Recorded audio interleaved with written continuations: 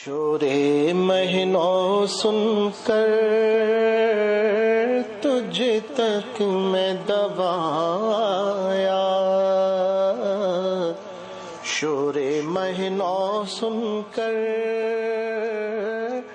तुझ तक मैं दबाया। Assalamu alaikum wa rahmatullahi ta'ala wa barakatuh. Today we will complete a brief summary of Al-Juz al-Rabi', the fourth juz of the Holy Quran. We will complete Surah Al-Imran and then begin with the summary of Surah An-Nisa. This juz begins with the 92nd verse of Surah Al-Imran. A'udhu billahi minash shaytanir rajim. Bismillahir Rahmanir Rahim. لن تنالوا البر حتى تنفقوا مما تحبون وما تنفقوا من شيء فإن الله به عليم. Allah subhanahu wa ta'ala begins this juz and explains that even though everything spent in the way of Allah subhanahu wa ta'ala is rewarded for, the most reward is in spending from the wealth that you love, meaning the wealth that you have, and you have an affection and love for that wealth. When you give that money, when you give that wealth in the way of Allah subhanahu wa ta'ala, that earns the most reward. Then Allah subhanahu wa ta'ala, He says that all foods were halal upon the Banu Israel. This 93rd verse of Surah Al-Imran was revealed when the Jewish people were criticizing Sayyidina Muhammadur Rasulullah sallallahu ta'ala alayhi wasallam for eating the meat of the camel and drinking its milk.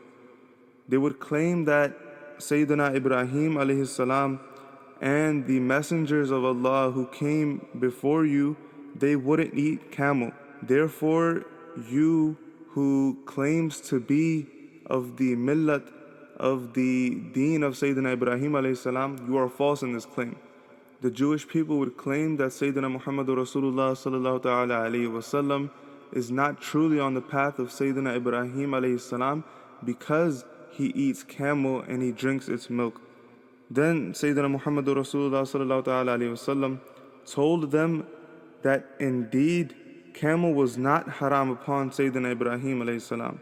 But the Jews, they kept insisting and they kept claiming that camel was not eaten by Sayyidina Nuh alayhi salam, nor by Sayyidina Ibrahim alayhi salam, and even now it is still haram.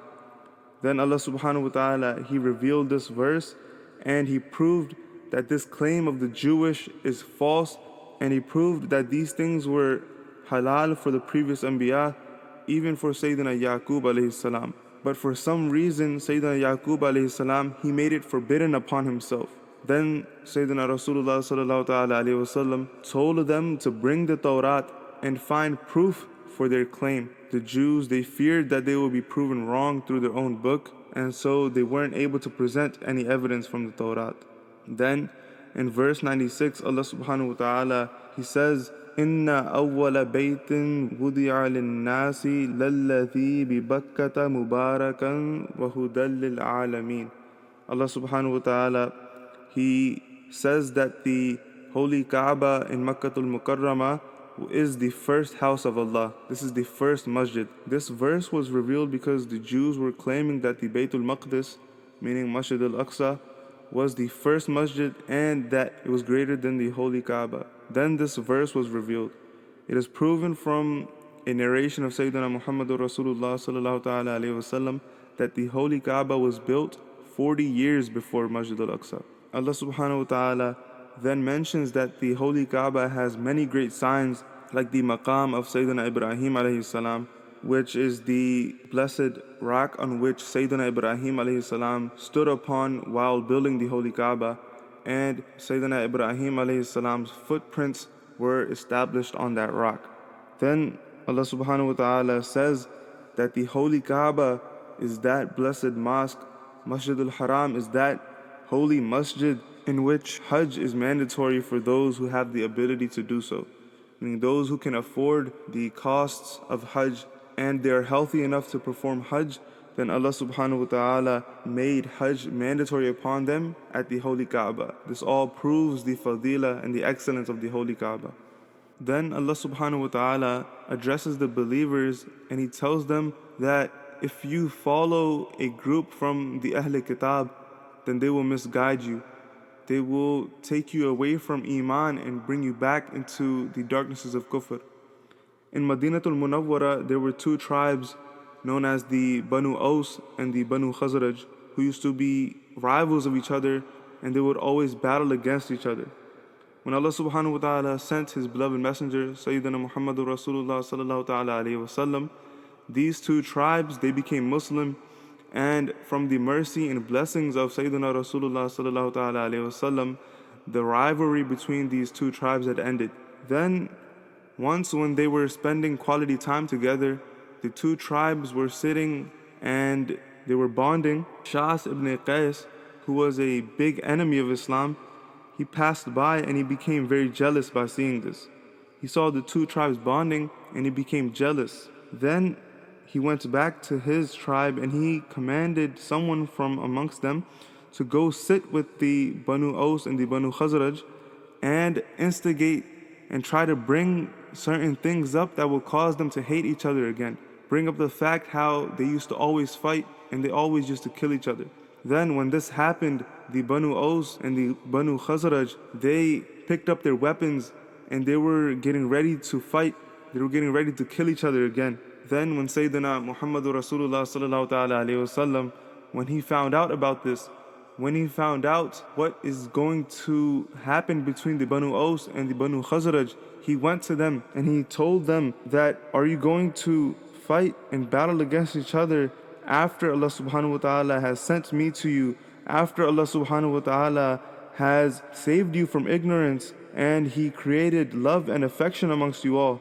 Are you still going to disbelieve in Allah subhanahu wa ta'ala? Are you still going to disobey the Messenger of Allah sallallahu ta'ala alayhi wa sallam even after Allah subhanahu wa ta'ala gave you guidance and honor? Then when Sayyidina Rasulullah sallallahu ta'ala alayhi wa sallam said this, the Banu Aus and the Banu Khazraj, they began to cry, they began to repent, and they hugged each other and they ended their rivalry once again, and they began to obey the beloved Messenger of Allah sallallahu ta'ala alayhi wa sallam. From verse number 103, Allah subhanahu wa ta'ala commands the nation to unite and to always stay together and to never go against each other. Allah subhanahu wa ta'ala explains that after all the evidences and all the signs that you have been given, do not create sects, meaning do not break the unity and do not create sects within yourselves like the previous nations did, or else you will be punished. Allah subhanahu wa ta'ala explains that on the Day of Judgment, the faces of the believers will be glowing, they will be enlightened, and the faces of the disbelievers will be darkened, their faces will be black. Allah subhanahu wa ta'ala explains that the reason for the excellence of the Muslim Ummah, Allah subhanahu wa ta'ala says, كنتم خير أمة أخرجت للناس تأمرون بالمعروف وتنهون عن المنكر وتؤمنون بالله. Allah subhanahu wa ta'ala says that the Ummah of Sayyidina Rasulullah sallallahu ta'ala alayhi wa sallam has been made the best Ummah because of this certain quality that we have, the certain quality and the duty that Allah subhanahu wa ta'ala has given us to command people towards righteousness and to stop people from going towards that which is prohibited, and that the Ummah of Sayyidina Rasulullah sallallahu ta'ala alayhi wa sallam believes in Allah. This is the duty, this is the job of every believing person, that you must give Amr bil Ma'ruf, meaning you must command others for righteousness, and Nahi anil Munkar. You must stop people from going towards that which is prohibited and that which leads to the displeasure of Allah subhanahu wa ta'ala. Then Allah subhanahu wa ta'ala, He tells the believers not to befriend and not to build a connection with the disbelievers, as they are not truly your friends, and they might seem like they care for you, but in reality they do not wish for anything but harm, and they do not hope any good for you, but rather they hope and they wish that you suffer and you go through difficulties. They act kind to you in person, but they have hate and they have enmity for you in their hearts. Then from verse number 122, Allah subhanahu wa ta'ala mentions how He helped the believers during the Battle of Badr.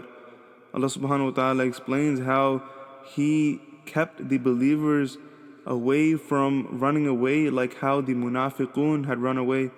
And Allah subhanahu wa ta'ala helped them during this war by sending 3,000 of His angels to help them and fight with them during the war. Then Allah subhanahu wa ta'ala in verse number 130, He again mentions the prohibition of riba, the hurmat, the prohibition of interest, so that people stop earning and they stop increasing their wealth in unlawful ways and using unlawful means.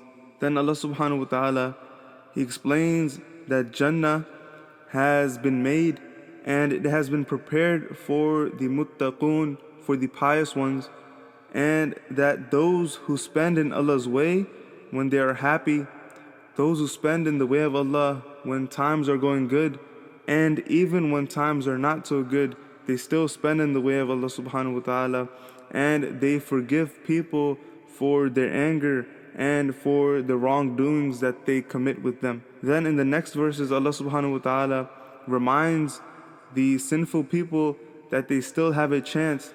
They can still repent and turn towards the path of Allah, and Allah subhanahu wa ta'ala will forgive you if you truly repent.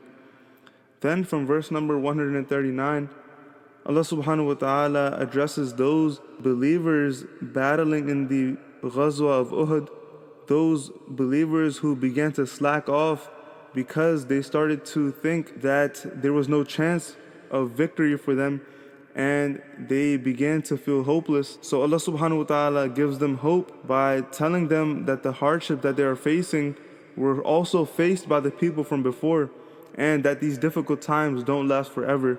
Allah subhanahu wa ta'ala mentions that this is a test for the Muslims, and this is a means to raise their rank and give them more reward for their patience, and that to get in Jannah, to get in paradise, you must face hardships, and it is not the way of the believers to fear death. Those people who were fearing death, Allah subhanahu wa ta'ala addresses them and tells them that this is not the way of the believers, this is not the way of the mu'minun to fear death.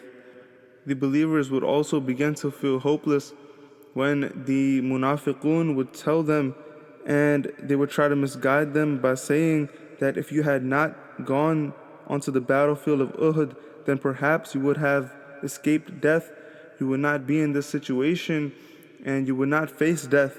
Allah subhanahu wa ta'ala tells them that death is haqq, death is true, and that you cannot escape it. Even if you are in your homes, death will come to you if that is where Allah subhanahu wa ta'ala has set it for you. The munafiqun, they used to say things to the believers to discourage them. Then Allah subhanahu wa ta'ala told them that passing away in the way of Allah subhanahu wa ta'ala is a means of success in the hereafter.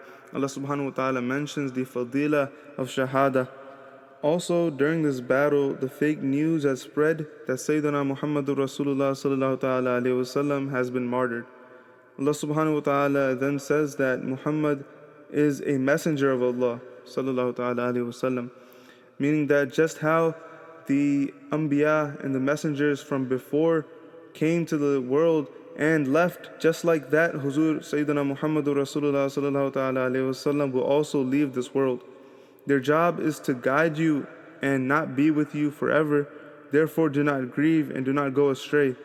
Allah subhanahu wa ta'ala also mentions that whenever the pious people from the past would face any difficulties, they would repent from Allah subhanahu wa ta'ala.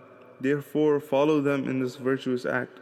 Also, Allah subhanahu wa ta'ala mentions how the Muslims who were very worried before, meaning in the Ghazwa, in the battle, they were very worried, they were getting very hopeless, and then they returned to Sayyidina Muhammadur Rasulullah sallallahu ta'ala alayhi wa sallam, and the beloved messenger of Allah sallallahu ta'ala alayhi wa sallam, he did not hold anything against them, and he did not confront them for being worried and being hopeless. Rather, he showed his mercy and his kindness, and this was the mercy of Sayyidina Muhammadur Rasulullah sallallahu ta'ala alayhi wa sallam, that he was kind and open-hearted with them.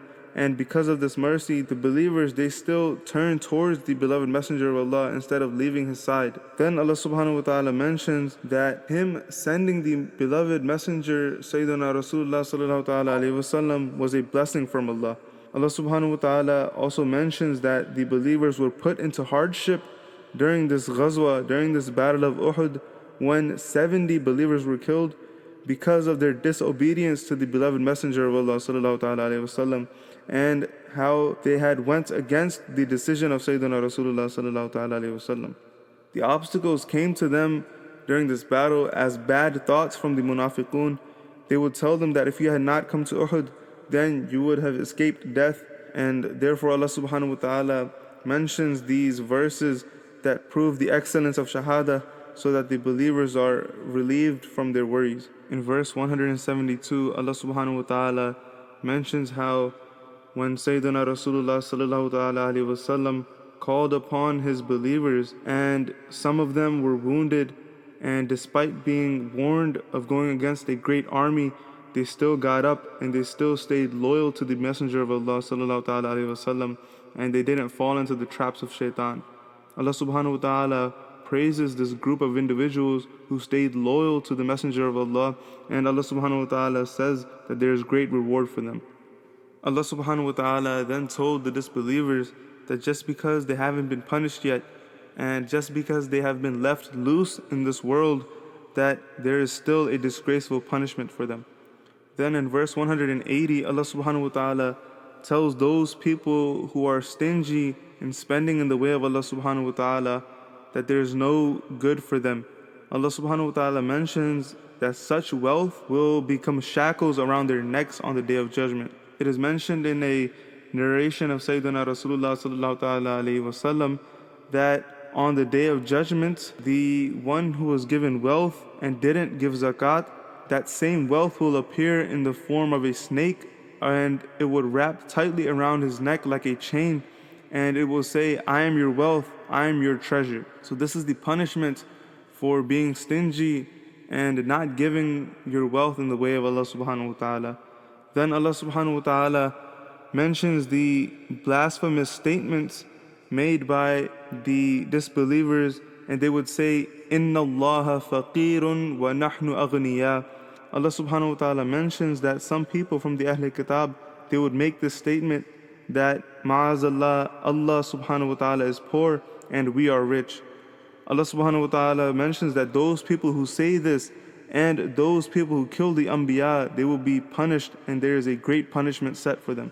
Allah subhanahu wa ta'ala then in verse 183 mentions how some Jewish people told Sayyidina Rasulullah sallallahu ta'ala alayhi wasallam that Allah promised them in the Tawrat that if someone claims to be a Nabi, if someone makes a claim that he is a prophet, and he does not offer such a sacrifice for which white fire comes down from heaven to burn it into ashes, then we shouldn't believe in him. Then Allah subhanahu wa ta'ala commanded his beloved to respond and to say that the messengers who came before me, they had brought clear signs and they presented miracles to you, yet you still killed them. This proves that you are not on the right path and that you are not truthful. Then from verse 190 until the end of this chapter, Allah subhanahu wa ta'ala mentions that the creation of the skies and the land and the shifting between the nights and the days, these are all a sign for the people of intellect. Then regarding these people, the people of intellect, Allah subhanahu wa ta'ala says that they remember and they do zikr of Allah subhanahu wa ta'ala wherever they are. They pay close attention to the creations of Allah subhanahu wa ta'ala, and they realize that Allah Almighty has not made these things for anything but to recognize Him. These are all signs of Allah subhanahu wa ta'ala. These same people, they ask Allah to be protected and saved from the hellfire. They ask that their sins be forgiven and that their wrongdoings be erased. And they ask that Allah subhanahu wa ta'ala gives them death amongst those who are righteous. Allah subhanahu wa ta'ala then mentions how He accepted these supplications, and He said that He doesn't waste any good deed of any man or woman, and He will give great reward for the sacrifices that are made in His way. In the final verse of this surah, Allah subhanahu wa ta'ala commands the believers to stay patient and to advise others to stay patient and to protect the borders of the Islamic nation and to fear Allah subhanahu wa ta'ala so that you attain success.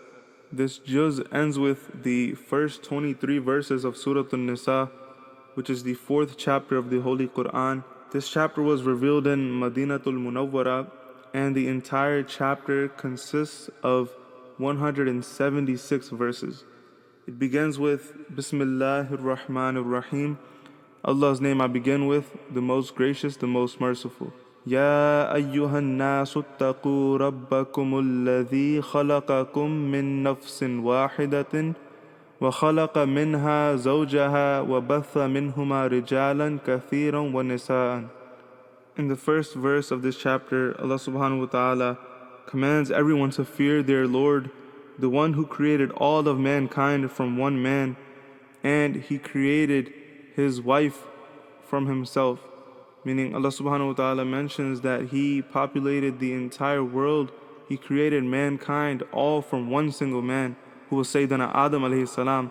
And from Sayyidina Adam alayhi salam, He created his wife, Sayyida Hawa radiyallahu ta'ala anha. Then Allah subhanahu wa ta'ala, He commands to give the orphans their wealth, and don't exchange your pure wealth for the impure. Meaning, don't use and don't take the wealth of the orphans because it is haram for you. In the next verse, Allah subhanahu wa ta'ala explains that it is permissible to marry up to 4 women at a time, meaning the believers are allowed to marry 4 women at a time, but only if they can handle them. Otherwise, you can only marry 1.